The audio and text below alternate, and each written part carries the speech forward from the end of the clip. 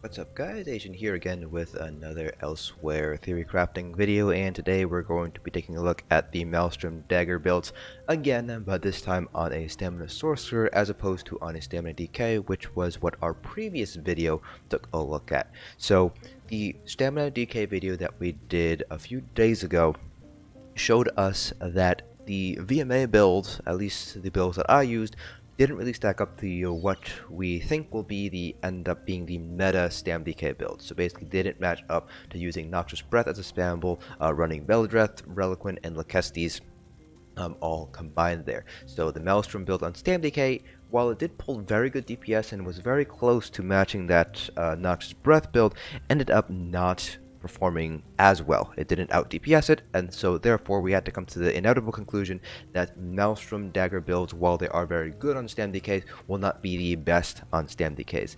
Now, the other class that might use Flurry as a spammable is going to be the stamsorc. So do these results from the Stam DK translate over to the stamsorc, which has a little bit of a different tool set, I should say, when it comes to their overall ability and how were they able to make use of that cruel Flurry set. So for those of you guys who have been kept out of the loop from the Elsweyr PTS patch notes, Flurry was buffed a little bit here. It was buffed by about 21% in order to keep it in line with other melee spambles.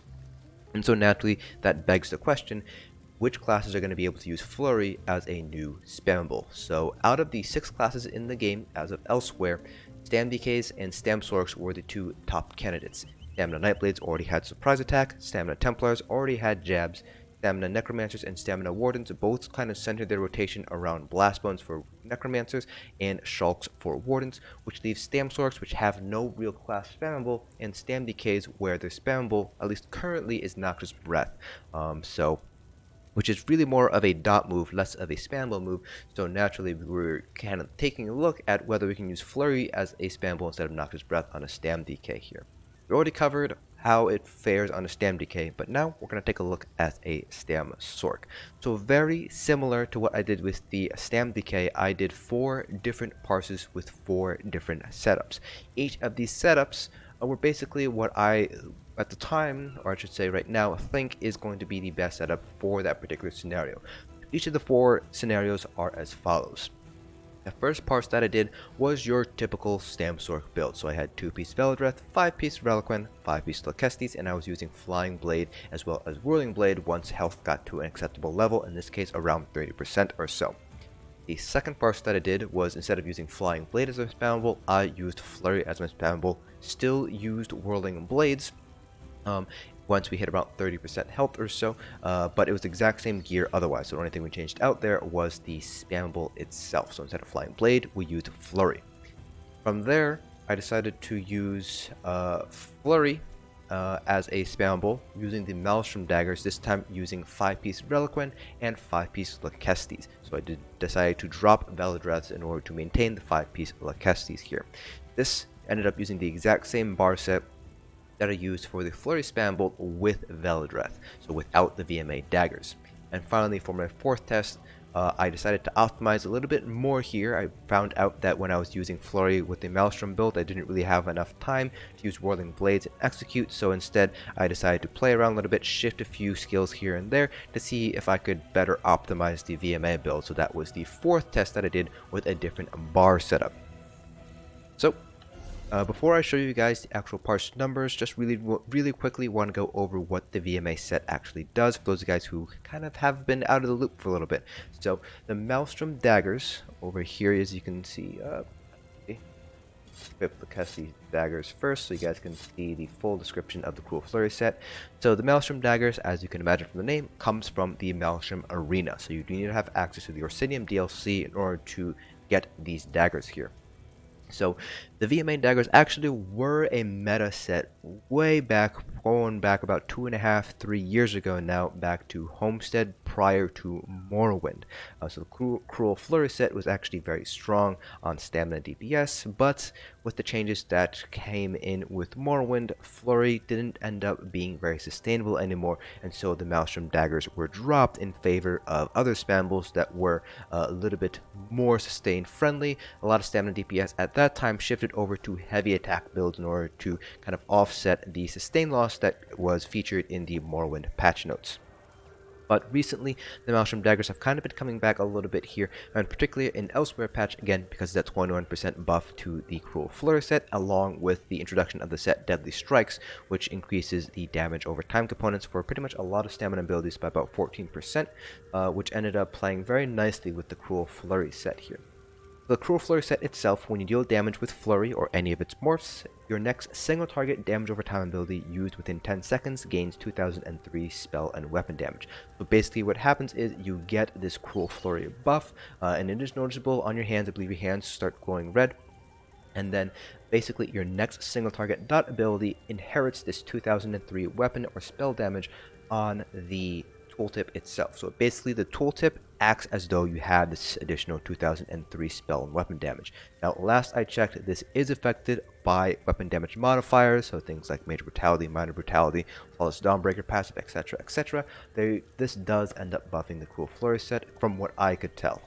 So if anybody sees otherwise, then please let me know so I can correct that down in this video description. So with the Flurry set, one of the big issues with running Flurry before Elsweyr was the fact that it was a little bit unsustainable. So we already talked about the Morrowind sustain nerfs. That's really where it came into play, because using the Cruel Flurry set basically revolves around using Flurry as your spammable, as well as having a little bit of a weird rotation, because you want to use Flurry before each of your single target damage over time abilities. Now, for all stamina DPS, this includes rending slashes and poison injection, and then depending on the specific class that you're running, you might have a few class abilities that are also single target dots.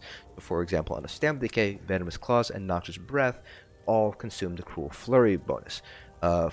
The rearming trap will also consume the Cruel Flurry bonus, so that kind of plays a little bit of a role in figuring out your rotation, which kind of was the big drawback for running Maelstrom daggers prior to Elsweyr. Finding a rotation that works where you weren't necessarily losing a lot of uptime on your back bar dots, your bow bar dots, was a little bit challenging, and it was definitely a little bit of a drain on sustain. But with Elsweyr, this might end up being pretty strong overall. So again, I'm going to show you guys the setups that I used for the 4 different tests, just so you guys can get a sense of what I did here. So for the Maelstrom Dagger front bar set here, I used Maelstrom Dagger on the front bar, and I had double Ravage health poisons. Maelstrom Bow back bar infused with weapon damage enchant. They did fix the poison bug. Then I had Lakestes 3 Bloodthirsty with 3 weapon damage enchants on the jewelry pieces, and then I had the 2 body pieces here with Lakestes, and then I had 5 pieces of Reliquin as well. Perfect version here. All the vines, I had max stamina enchants on all but one small piece. I had a max health enchant on one of the small pieces because I was using Artaeum Thickway Broth and did see a small nerf to health, so I did decide to add in that health enchant on the small piece to kind of make up for that. With toughness, I was sitting at around 16.7k health, so with Eben, I'd be sitting at around, add in another about 1.5k, I'd be sitting at around 18.2, 18.3k health or so. So we're still managing to maintain our 7 medium pieces. We just lost a little bit of additional stamina in order to make up for that health nerf with Artaeum Takeaway Broth. Now with our normal non-Maelstrom setup here, I was using 2-piece Valdreth here, and then I was using Lakestes daggers here. I still use a double Ravage health poisons, and I still had the Maelstrom bow. Everything remained exactly the same. For weapons, I decided to go with double sharpened here, and then just use a different CP setup than what I normally have. So normally I do something like Nern from main hand, sharpen offhand, but in this instance I decided to stick with double sharpened instead, and then just adjusted piercing CPs downwards in order to compensate for the additional penetration I got from the extra sharpened main hand. So what did our results yield? So let's go ahead and take a look at the general results here. So this was our Flying Blade with Whirling Blades parse here. We pulled about 83.4k. This was the Rapid Strikes with Whirling Blades. So this is still with the Veladreth, 5-piece Reliquin, and Lakestes front bar. Exact same with this one here, Flying Blade. And we pulled almost 85k. Moving on with the Maelstrom setup. So this is the Maelstrom setup with the bars. I actually didn't go over the bars. The bars that I used for most of the tests involved using this setup here that I have.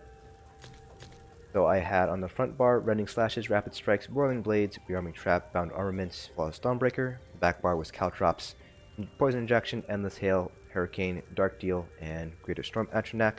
So that was this part here was with that bar setup. And I did try to use Whirling Blades, but I used it once and I realized I wasn't actually going to be making a lot of good use out of Whirling Blades, so I just ended up just continuing to use Rapid Strikes here, and with that we pulled 84.4k. Now, with the knowledge that I gained from this parse, I swapped out my bars a little bit here. So knowing that I would not be able to really use Whirling Blades too much, I went ahead and swapped Hurricane back to the front bar here. Then I added in Bound Armaments here to the back bar, so I got that additional 8% additional max magic on the back bar as well. That actually made a pretty significant difference. So this is the Maelstrom build with the adjusted bar setups to make up for the fact that I can't use Whirling Blades anymore, and we pulled 87.3k. So again, if we take a look at the 4 different parses in total, the Maelstrom parse here definitely pulled ahead by a significant margin. This is not a 1k difference like we saw with Stam Decay. This is a full almost 4k difference here. So it's about a 4k difference here between the Flying Daggers with the BMA build and using Rapid Strikes with the Veldreth build. This is about a 2k difference or so, which is pretty significant, especially at these levels. So we're taking a look at about a 4k difference at an 83k parse level. That's about a 5% difference in DPS. That is not insignificant. And even if we take a look at the smallest gap here, so about 85 to 87, that's 2k, which is still about 2.5% difference. Again, not a small difference, especially when we're talking about mid to high 80s levels of DPS. So it does seem like on a stamsorc at least, a VMA build with daggers is actually probably going to end up being a very powerful build. Now, I do not normally play stamsorc, so clearly somebody who does stamsorc full time or mains a stamsorc might have different results than me, but these results do indicate that a Maelstrom build on a stamsorc might actually be a very powerful option and might even beat out the traditional Monster Helm set. So again, this parse was with Maelstrom on the front bar with 5-piece Reliquin and 5-piece Lachesis. The advantage of also running 5-piece Lachesis on both bars is that you can now activate synergies on the back bar as well. So you're able to have a little bit higher Major Force uptime. The Major Force uptime here wasn't all too different, so we had 64% here versus 60, 61, and 61, so not that big of a difference there, but it is one advantage for running Lachesis and Reliquin on both bars. So that is it for this video. Let me know down in the comment section below whether you are going to be running a Maelstrom build on your stamsorc. I'm really interested in seeing from your stamsorc mains whether you guys are intending on swapping over to the Maelstrom build. Again, hope you guys found this video informative, and I'll see you guys in the next dungeon.